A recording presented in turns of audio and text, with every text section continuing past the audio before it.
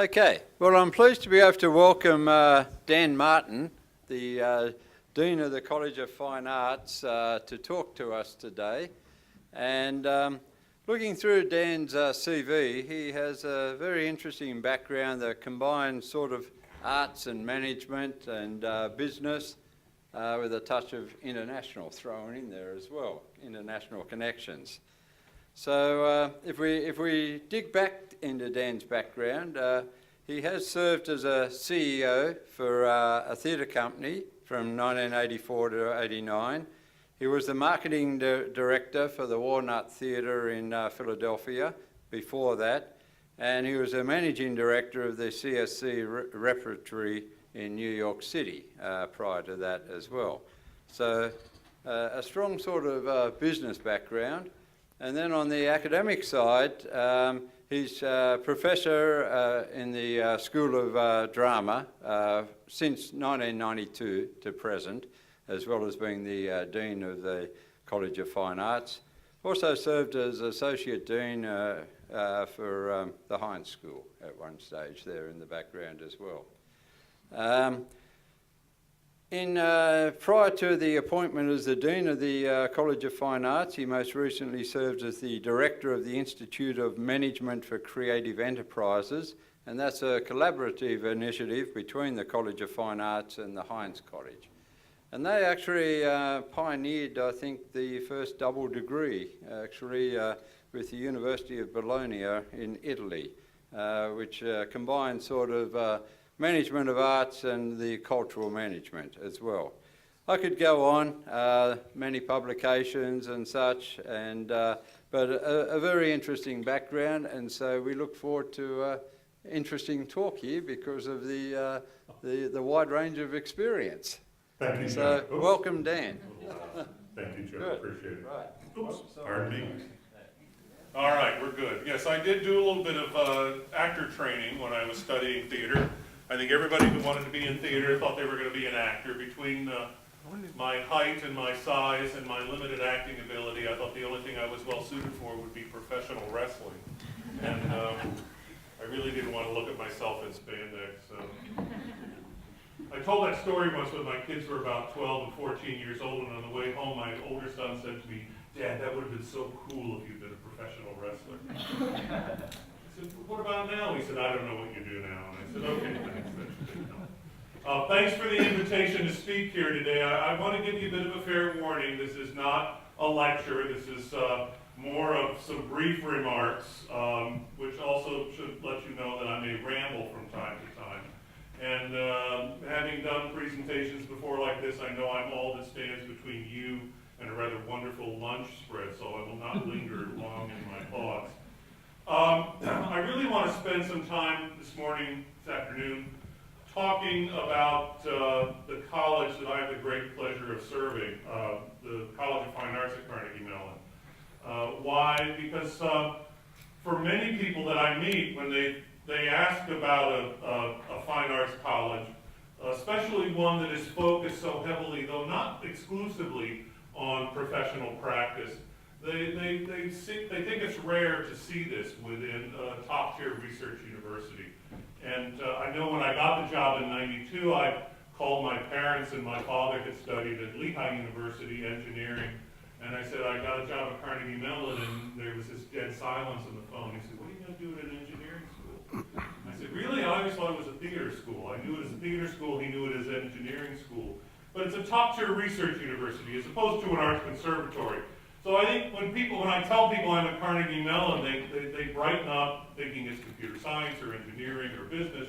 But what do you do? I've been at the College of Fine Arts and there's dead silence. It's like, really? Really? So I thought I'd talk a little bit about that today. But the why is why the arts at CMU. Andrew Carnegie, when he founded the Carnegie Institute of Technology, wanted it to be a place for educating the entire person, which also included the arts and culture. This is clearly evident by the establishment of the School of Fine and Applied Arts in 1905 and the construction of the College of Fine Arts building in 1912. That building, which John mentioned yesterday in his introduction of the concert, really completed the first quad of the Pittsburgh campus along with Baker Porter Hall, Hammerschlag Hall, and Wien Hall. College of Fine Arts building faces directly the engineering building, Hammerschlag Hall. To me, that was the beginning of the arts and technology at Carnegie Mellon, and Mr. Carnegie's, I think, revolutionary approach laid the foundation for impactful professional arts and design education in the 20th century. Today, the College of Fine Arts is a constellation of arts and design disciplines focused on professional practice and research, unlike almost any other university. No other university includes the 5 fields we have in one college: architecture, art, design, drama, and music. Very often architecture and design are part of engineering schools or other more scientific venues. And no other research university that we know of is as committed to the arts conservatory culture of the 5 schools at CMU. And I'll talk about that in just a moment. Our goal as a college is to provide innovative leadership for education, practice, scholarship, and research in the arts, creating new culture. Just as research is there to create new knowledge, we are eager for the folks in our college to go out there and create new culture as well as new knowledge. We believe that the arts are not just decorative or entertaining or diversionary, but that they can be inspirational. They can be reflective. They can be restorative. They can be very persuasive, innovative, impactful, essential, and most of all, transformational. And therefore, we believe necessary, and very necessary in today's world. In a recent New York Times op-ed piece, Professor Arnold Weinstein of Brown University wrote about the growing world of big data and hard facts. He said, quote, one point, "The STEM fields, science, technology, engineering, and math, are worthy disciplines that offer precise information on practically everything. But they often and inadvertently distort our perceptions and short-change us." He reminded us in this op-ed piece that we need the subjective, we need the moral, we need the philosophical. He pointed out that GPS technology provides us with the most efficient and direct route to a destination, but it presupposes that we know where we're going. Finding an address, he said, is one thing. Finding a way in one's life is another. And the arts and humanities help us find a way in our life, and I would add they allow us to savor the trip as well. So that's why we believe the arts matter, and I do believe that Andrew Carnegie understood that. So what then is the focus of arts education at Carnegie Mellon? Well, it is, as I've said several times, professional practice in arts and design, hand in hand with scholarship, exploration, and research. We are looking to create new culture, new approaches to how we do what we do, fresh solutions to some significant problems, and often new questions that we should be asking. John, you mentioned one of the companies I worked with, the artistic director was committed to plays that not answered questions, but began with assumptions and ended with a question, that threw some things at us that made us think differently about who we are and maybe would cause us to reevaluate our thinking and the way we do things. It's about reflection on and expansion of the human experience. And that includes the tangible as well as the intangible, when we include the built environment and the tools and systems that we use every day. Architecture and design absolutely contribute to that reflection and that expansion of who we are. We are dedicated to educating the next generation of transformational artists, designers, and thinkers. So let me give you a quick review of the 5 schools. The first is the School of Architecture, which presents unique learning, research, and practice experiences for design thinkers to use in the act of making, to explore how things are formulated, fabricated, and also to bring new ideas about the built environment. There's a strong continuing emphasis on research in sustainable design, computational design, urban design, and critical practice. Our faculty are inventors, system thinkers, standard bearers, and social critics. And if you haven't seen the article on the CMU EDU webpage, there's a wonderful piece about, is it Mary Ann Ramesh? Madeline. Madeline, I'm sorry. Madeline, one of Ramesh's students, who is written up as the robot whisperer in doing research in interacting with robots and taming them, as I understand her being able to do. School of Art is respects tradition while fostering innovation. It's a little different than your traditional School of Art. It nurtures rather diverse, inquisitive, and informed artists who use art making in a variety of ways to create meaningful and sustainable relationships with society. We, as I said, respect the tradition but push the boundaries through an expansive approach to art, and promotes the idea that working as artists may include a strong variety of pursuits. The school is known, primarily ranked for its digital media work in animation and 3D, but is now becoming well known nationally for what is known as contextual practice, which is art in social settings that sort of hide the fact that it's really art. There are two examples recently. One was an empty storefront that was converted into a waffle shop that served waffles and coffee and breakfast foods from like 10 at night till 3 in the morning. And they did an internet talk show, internet-based talk show while the shop was open that brought in people from the community. This was in one of the minority neighborhoods in Pittsburgh. Brought people in from the community to talk about what was going on in the community, their challenges, their issues, and the work that they were trying to do. And it raised the profile of what was going on in East Liberty through this effort. The second is ongoing right now. It is an outfit, a piece, a work, I guess you'd call it, called the Conflict Kitchen, which is a takeout food stand, which is now in Shenley Plaza near the Carnegie Mellon campus, where the kitchen, the restaurant makes food from the countries with which the American, the U.S. is in conflict. It opened serving Afghani food. It has served food from Iran, Palestine, Cuba, and I think they're now back to doing Afghan food. But the idea is that they would make people come together over food. And the artistic concept was to provide this food and to wrap the food in wrappers that would talk about the daily lives of the people in these countries and connect the people of the country to people of our country.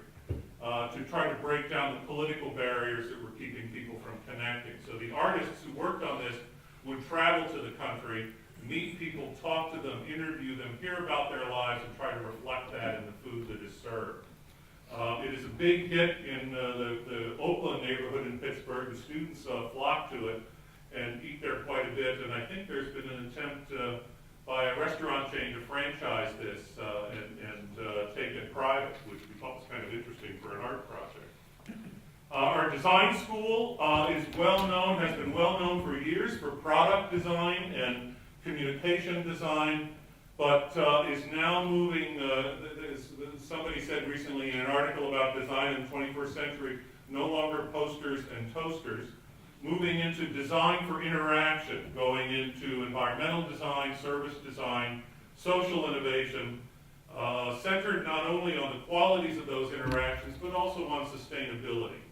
And the School of Design at Carnegie Mellon is moving quite quickly into the domain of what is called transition design, where designers work in interdisciplinary teams to solve complex social problems related to change, and especially on the sustainable front. Our School of Drama, which is probably well known by most given the celebrity status of many of the alumni, produces innovators and industry leaders in arts and entertainment professions who really impact through their work how people experience the world at large. The school in the last 5 to 10 years has been exploring new opportunities for mediated performance, the inclusion of technology in the process that remains organic to the work, but that enhances engagement with contemporary audiences, and also looks at expanding the concept of new work across all platforms, including video. And then finally, our School of Music. Dennis Kova, head of the School of Music, is here today. I think all of you, many of you were at the concert yesterday by 2 of our students, one of our faculty members.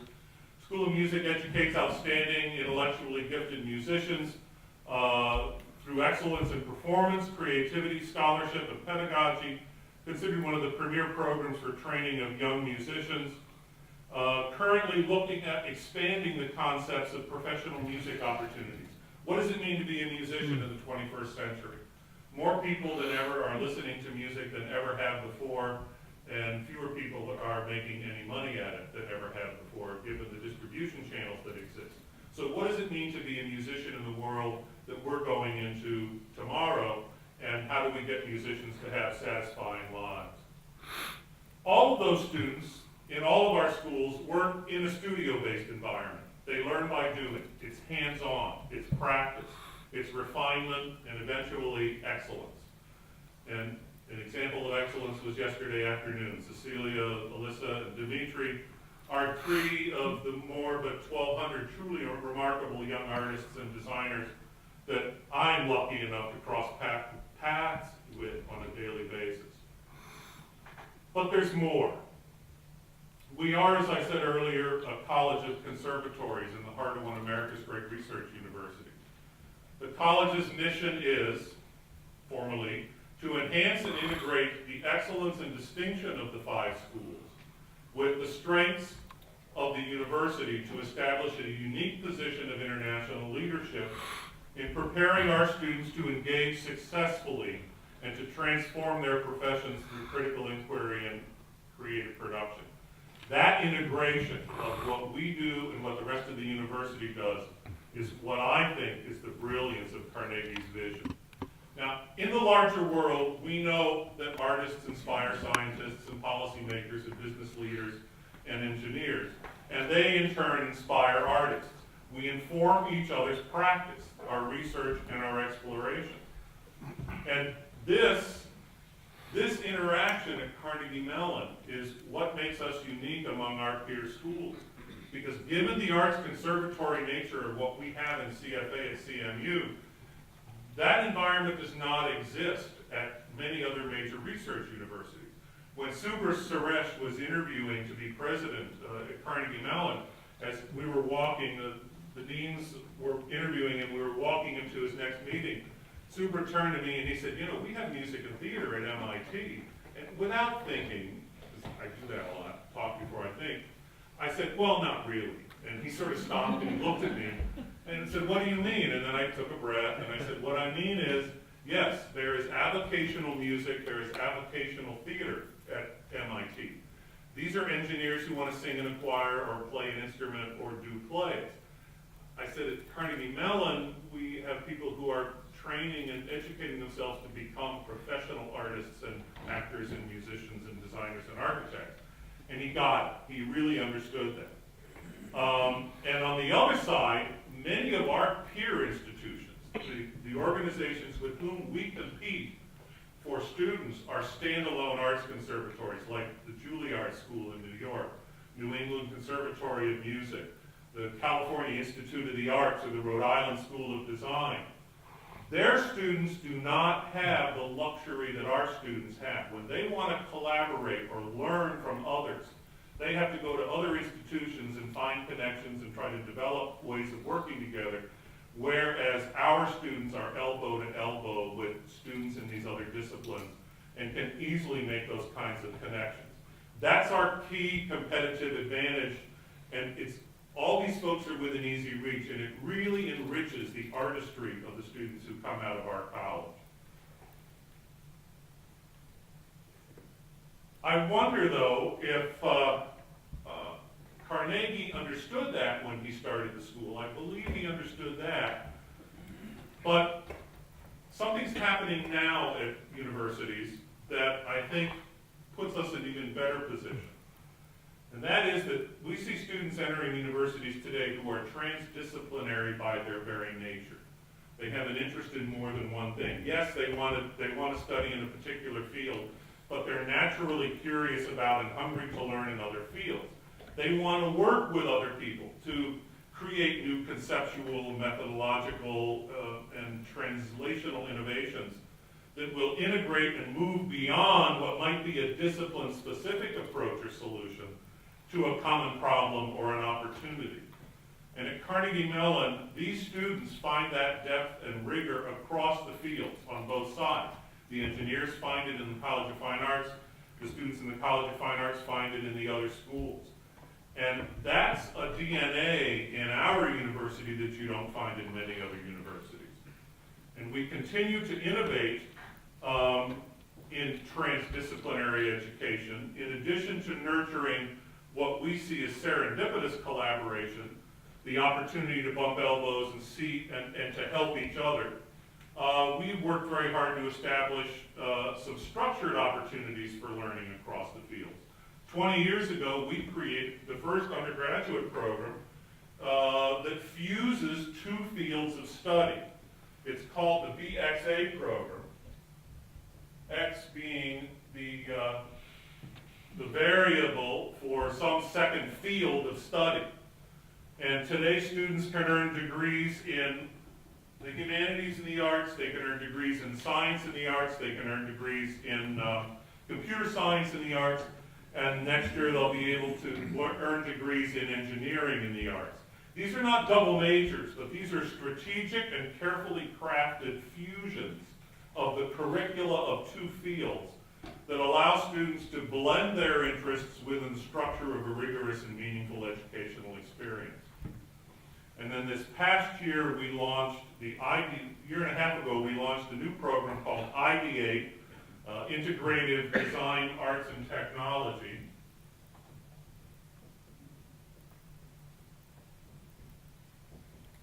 Ideate.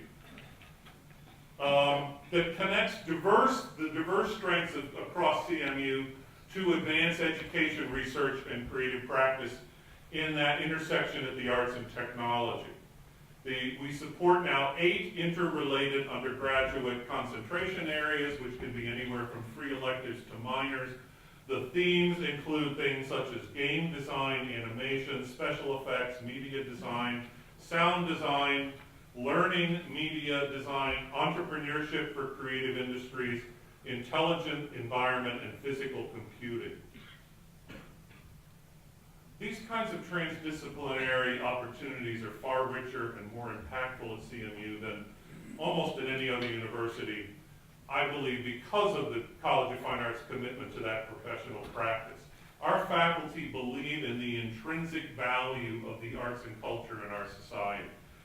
We don't deny the instrumental values, but for us, arts education is not about driving ticket sales or increasing economic impact or improving academic aptitude test scores.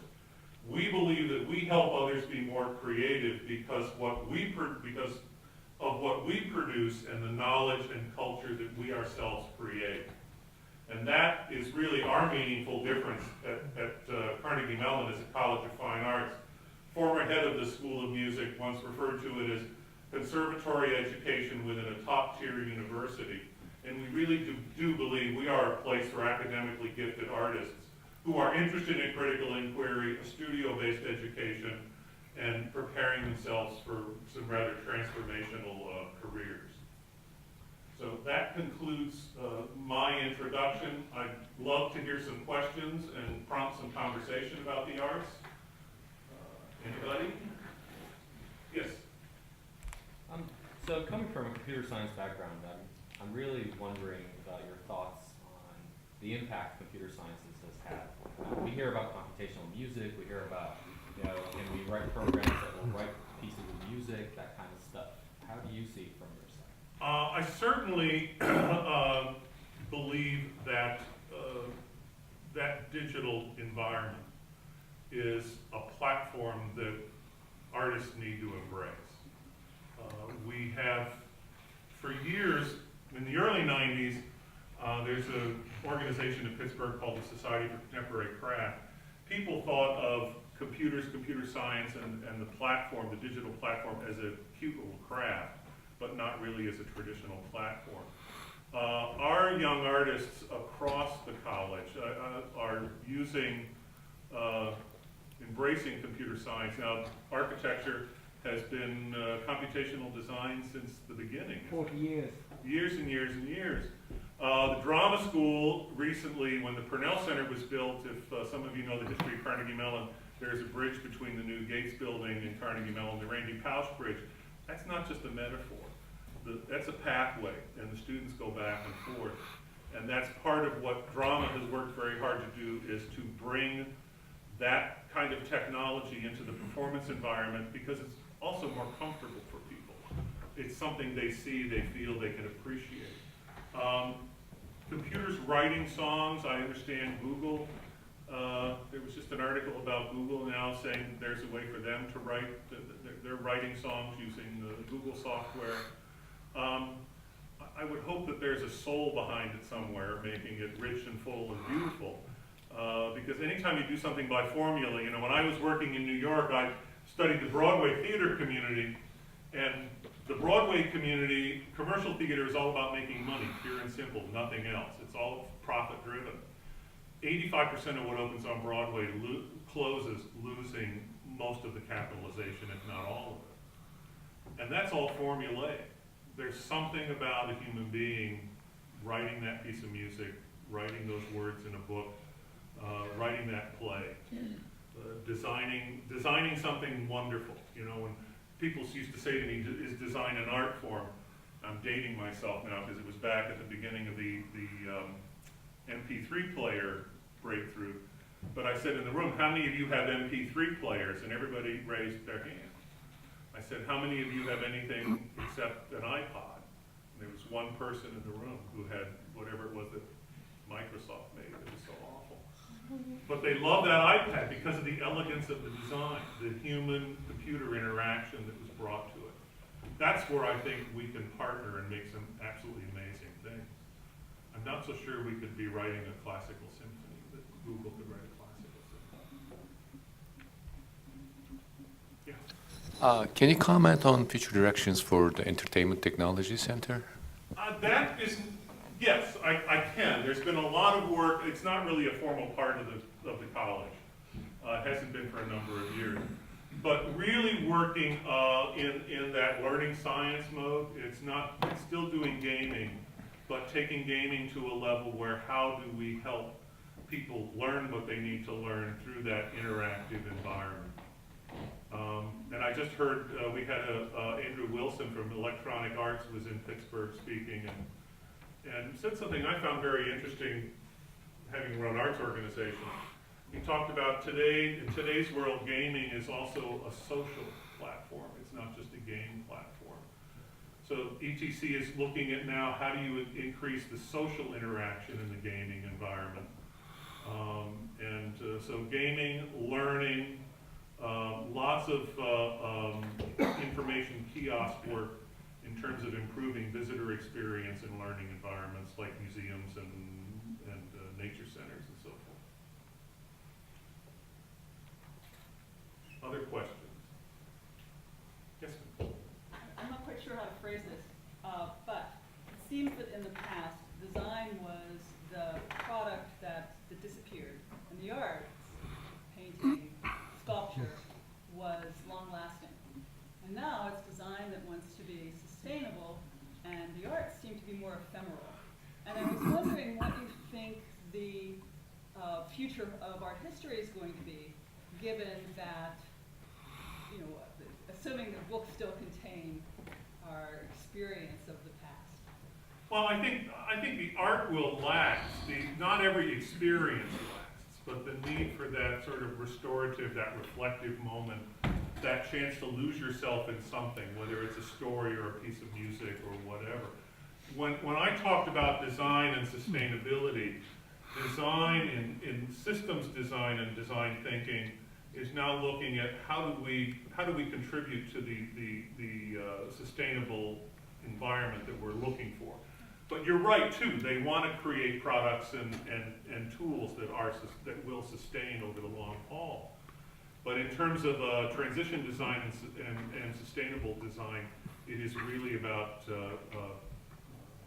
recycle, reuse, reclamation, and taking better care of what's going on. So that's not really an answer to your question. I guess what I mean is that some of the most powerful things I've seen in fine arts are not, you know, there's not capturable in the moment. You know, it's not like I can look at Van Gogh's Starry Night, yesterday, today, and tomorrow, it changes. It So does. what does But that's that- the joy of it. Oh, I mean, how many times do you read a book? I read a good book, I'll read 2, 3, 4, 5 times. Listen to great music over and over again. I absolutely agree with you. I guess what I'm saying, what I'm wondering is, when that experience morphs, and it morphs differently every time, then how do you capture it and say, this is the moment from, 2015, when this happened, when it's a kind of a... Well, I think it's all very personal because we also react differently. I mean, you and I could be at the same, see the same piece of art or listen to the same piece of music and respond very differently given where we are in our lives at that moment. If I'm in a foul mood, I'm not going to be as open to it as I might be. If I'm sitting on a seat where the spring is poking me in my rear end, I'm not going to react as favorably. But that's, to me, the joy of a great piece is being able to go back and revisit it or hear it again, hear something new.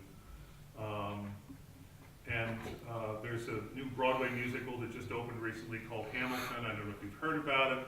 It's a story of Alexander Hamilton, all done with all the actors are people of color, and it's hip hop and R&B music and rap. And we saw it. We were lucky enough to see it. And when we travel, my wife and I drive up to upstate New York to visit our kids. It's what we listen to every time we go up every few months, because every time I listen to this, I hear something new, something extraordinary, some turn of phrase, some bit of music that I had not heard the time before. And that to me is the sign of great work, and that's why I love being part of the arts. I love the entertaining, I love the diversionary. Everybody wants to laugh, everybody wants the sweets, the ice cream, but you don't eat a full meal of that. And I just enjoy the opportunity to spread that,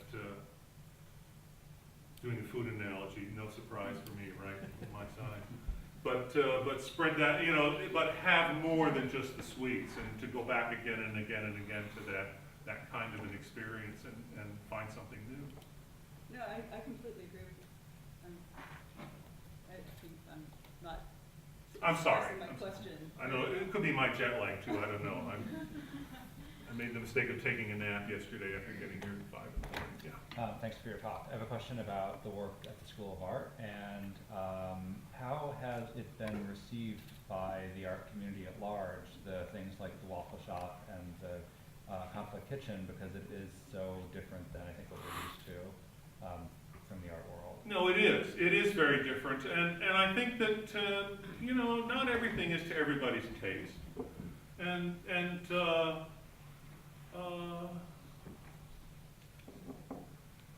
we struggle. Let me start by saying something else. We struggle often because there are people who say, I'm an artist because I say I am. I make art, therefore I'm an artist. I don't necessarily subscribe to that myself. I think somebody else has to say, this was something that moved me or touched me or in some way changed me. It's art, you're an artist. And as I said, not everything is to everybody's taste. So there are painters and there are sculptors who say, is this art? Is the conflict kitchen art? Is the waffle shop art? To me, if I walk in or I grab a sandwich or I'm at the waffle shop and I learn something I didn't know or an assumption I had is challenged, my way of thinking about an individual or a group of people is changed in some way, that to me is an artistic experience because it's one person's filter. That's the other thing. This is not documentary. This is one person's interpretation of lives or interpretation of a situation. And it is being embraced. The students are enjoying it. Sometimes it's a little too conceptual, because sometimes artists get wrapped up in the concept as opposed to the delivery. But the great thing about being at a university is this is when you can explore those things and figure out what works and what doesn't work. And we do have our share of spectacular failures from time to time. But that's also the great joy, is seeing students try things. One of my favorite times of year is when the architecture students, are they first-year architecture students who built the the structures out on the on the cut every year. It's fun to see these going up. It's fun to spend some time looking at them, talking to the students about what they're trying to accomplish, because you see that learning and growing as designers. And it's the same thing watching young artists at work. You know, we have our fair share of controversies. There are times when we've done things that are very controversial. And when I'm in Warner Hall, central administration, trying to explain the latest controversy, I remind our colleagues that our students need an audience to complete the process. That, you know, somebody working in a lab whose experiment fails, nobody really sees that. Few people see it, but it is not as public as when somebody plays an instrument badly in front of an audience of 200, or tries to communicate an idea that comes across incorrectly or improperly. So we're just a little more visible sometimes in terms of that aspect. Speaking of audience, the Waffle Shop happened in East Liberty at a time when the community was really kind of on the cusp of some Right. significant change. Right. And Waffle Shop is not around anymore, right? The Waffle Shop is not around, yeah. Okay. Yeah, it was like many gentrification efforts, you know, we demonstrated how wonderful that neighborhood is and then couldn't afford to keep it there. Okay, that's what my question was. Yeah. Like, so was it because the community changed or something else? No, well, also sometimes things have a useful life. Yeah. Nothing has to go on forever. You fulfill your mission, you move on. I think it was both of those. It was expensive to stay open. The artists felt they had done all they could do. Now, Conflict Kitchen is the same artist, John Rubin, moved from East Liberty down to Oakland. To his own standalone space because the community has been very supportive of it, and it will continue for quite a while, doing some rather wonderful things. Yes? So having a College of Fine Arts in close proximity to one of the top engineering and computer science schools creates opportunities not just for the engineers and the computer scientists to contribute to the arts in terms of technologies, but also for the artists to bring their own perspective to engineering and computer science. So do we have any, stories about success stories of students from CFA who made lasting contributions to engineering or computer science, either in terms of technology or in terms of companies, which are not necessarily to do with art? Well, I think I can't cite any big scale impact, but I see every day our students interacting with students in the other schools and making very subtle differences. We have a number of joint degree we have one big joint degree program with engineering right now. I think it's around construction management. I know that one of my favorite stories is there was an MFA student in the School of Art who did kinetic sculpture 3D works that moved. And there is an open shop in the engineering school, and I can't remember the name of the great guy who runs it. I think it's Larry. Cartwright? Yeah, no, not Larry Cartwright. But it is Larry. I can't think of his last name. And Jacob went over to the shop to tool some pieces he was working on. And the engineering students saw him, had never seen him before. They came over, started talking to him. They helped him, and then they turned around and said, can you help us with what you're doing, with what we're doing? Can you bring your expertise as an artist to what we're trying to do in terms of either how they conceptualized it or how they put it together? And we're seeing those little moments coming together. And this is relatively recent. We were very siloed for many years. Up until about 10 years ago, the students never set foot outside of not only the college, but their own departments. And that, about 10 years ago, started to change. So we're seeing that kind of movement. Certainly the Human-Computer Interaction Institute in Computer Science, we have design faculty teaching in HCII. We have design faculty working in computer science. We are now about to launch a design center on campus that will serve the research and pedagogical needs of all of the colleges in terms of design thinking, systems design, project design work. So we're now formalizing a lot of that. So I think you'll see more of that coming from the college as things happen. And I also have to tell you, this may not change the nature of the work. We have almost as many engineering students taking music lessons as we have music students in the School of Music through our extension program. I'm surprised that when we did a count recently, I think we were at 80% of the total enrollment, total number of music students were the number of engineering students coming and taking lessons or courses in our School of Music and the School of Art. So there's some impact there as well. Have you found a response to people who are questioning your wisdom for leaving the Broadway to come to CMU?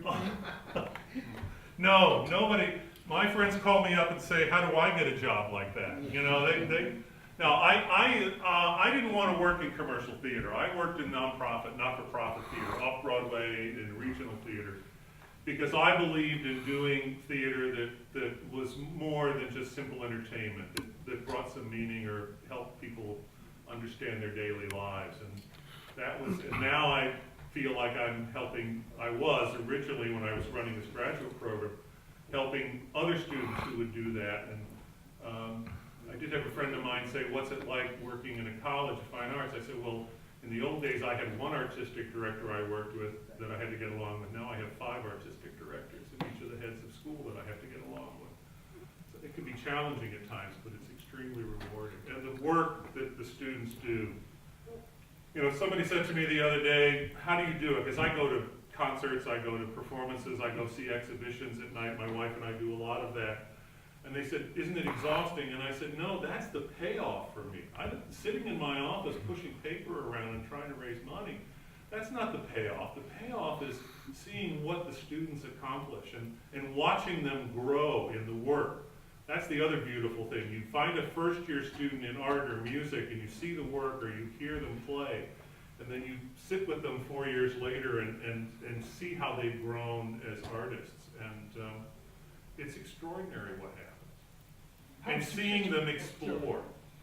You know, there's a program in the School of Drama called Playground where we cancel classes for a week and a half. And the students create their own work and present it. And it has become one of the biggest things going on in the School of Drama every year because the students step outside of their comfort zone. And that's the other thing I love about the college environment, and that you don't have in the commercial sector or even in nonprofit theater nowadays. You've got to pay the bills. Students can try things, and if it doesn't work, they learn from it and they move on. And Playground has become a wonderful way for, you know, we've had design students sing as part of Playground, or dance. We've had actors write plays. We've had directors try their hand at doing something technological. But it is that willingness to sort of say, what can I do beyond what I'm doing now, which is another example of what's happening in stretching out to the other colleges and looking to make connections there. Here they're doing it within their own discipline. But it really is that inquisitive nature that I see in all the students at Carnegie Mellon, which gets me excited about being part of this institution. Other questions? There aren't any. There's a personal question. Sure. 4 years ago, a guy about 7 feet tall or taller from the School of Music came by and borrowed 4 of my most expensive mics, and hasn't been seen again. So who's this guy? Really? Yes. I'm just mentioning it because he was so tall. He's still I'm trying to think who that would be. He told you he's from the School of Music. Well, we'll try to track that down. Well, I guess then it's time for lunch. Thank you for having me here today.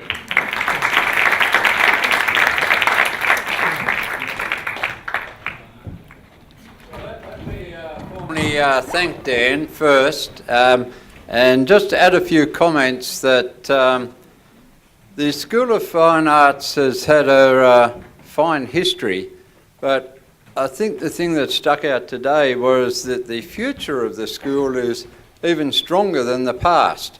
And the comparative advantages of cutting across disciplines and such is something that the world as technology has changed and has played into that comparative advantage.